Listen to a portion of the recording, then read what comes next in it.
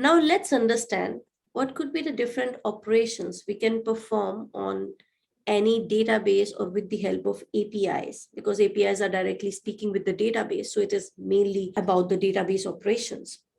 So database operations which we can have is, we call it CRUD.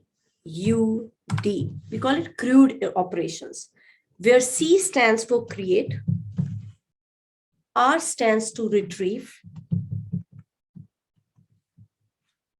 U stand for update,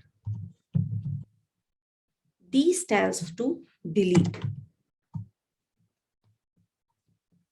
Majorly, these are the operations we perform on databases. We can create something in a database, we can fetch something from a database, we can update something into the database, and we can delete something from the database. Now, these are the operations we have. Now, let's understand it with respect to my APIs. Let's say this is one of the website. If you want to book an hotel, you have this website which will speak to different hotels and fetch data from there and give it to you. So let's say this is client user interface, and I have some options over here. I can enter date, number of days I want to stay in, number of rooms I require, whether we are adults or we have some child with us, and then we will click on search. Now, when we click on search, if you see which operations I'm doing from here, I'm retrieving the data. I am fetching data from the database. So this particular action I'm performing. And if I talk in API language, here we call it as get. So in API, this request is called get request. So retrieving data from the database is called get request. So in API, this is called get request.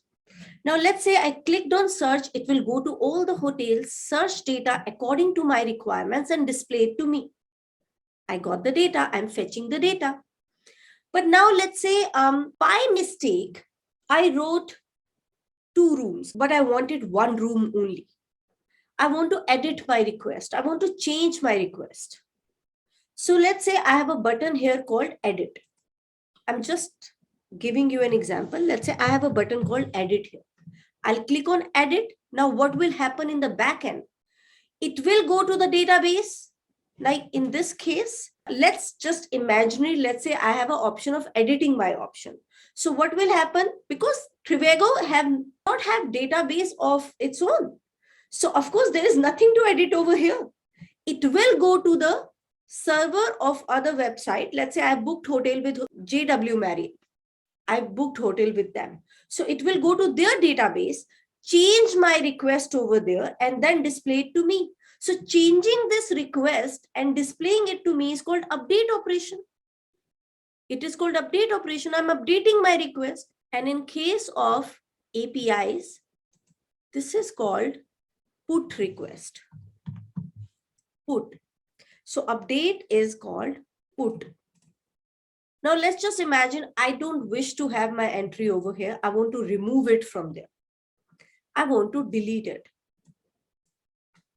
Delete. So I want to delete if I have requested something. I want to delete it from the database. So it will go and delete. So delete in APIs is also known as delete. So delete is same as delete. Let's say I want to create some data in the database. I want to enter my data permanently into the database of some other company or some other website. So it is called create request. I'm inserting something into it, and that is called post. Post request. So create is post, retrieve is get, update is put. So this is the terminologies. These are the terminologies we will be using in API. These are my API methods which I will be using, because I will not have UI, guys. So there will be no user interface.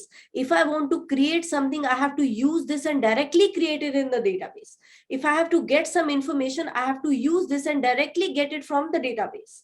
If I want to update, I have to use this and update it. If I want to delete, I can delete. I will not have these buttons. Yes, behind these buttons, these APIs are working.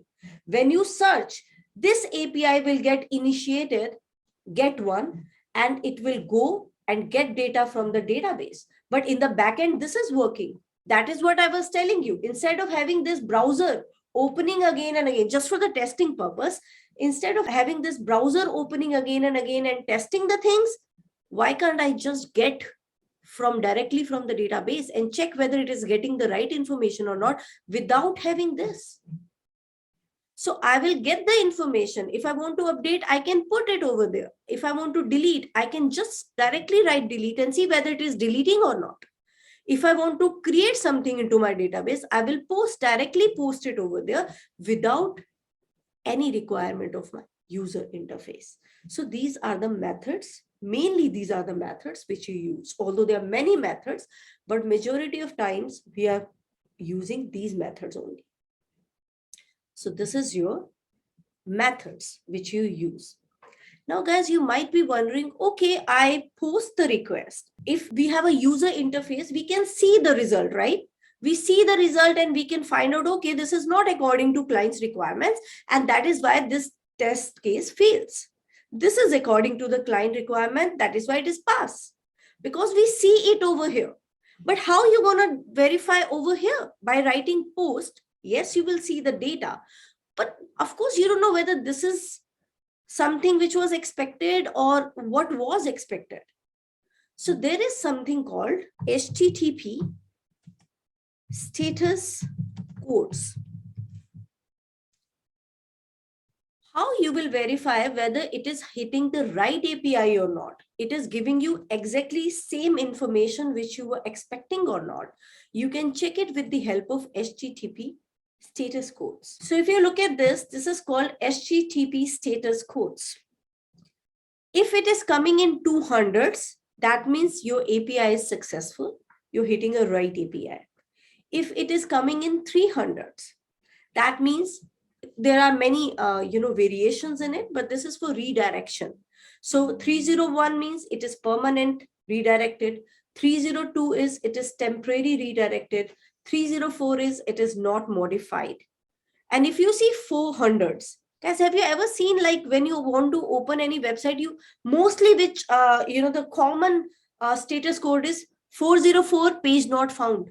What is this 404? 404 page not found. 404 is always client side error. 401 is unauthorized error. 403 is forbidden. 404 is not found. 4045 method not allowed. And when you see things in 500s, it is server error. Client error means error from your side. Server means error from the server side. Not implemented, web gateway, service unavailable, gateway timeout. So these are some HTTP status code. You should know as a tester that what is the meaning of these status codes. Although developer will always let you know that this is something which is expected, you have to cross-check whether actual is coming in the same way or not. So this is how your status codes works.